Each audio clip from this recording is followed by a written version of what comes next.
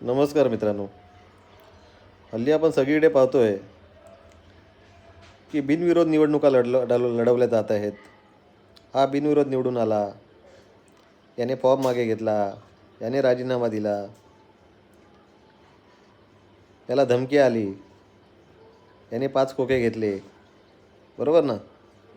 आणि उमेदवार बिनविरोध निवडून आला. अरे मग फॉर्मच मागे घ्यायचा होता. मग फॉर्म काय झक मारायला भरला होतास? हां? आणि असले निवडून येऊन काय करणार होते लोकांचा विकास?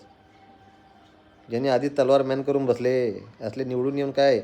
बरं झाले बाहेर गेले ते, बरोबर ना? फॉर्म मागे घेतला आणि हे असले परत निवडणुकीला उभे राहतील ना, यांचं डिपॉझिट जप्त करून टाका. मतदान करू नका असल्यांना. हे फॉर्म मागे घेणारे आहेत ना, परत उभं करू नका इलेक्शनसाठी. कळलं? धन्यवाद.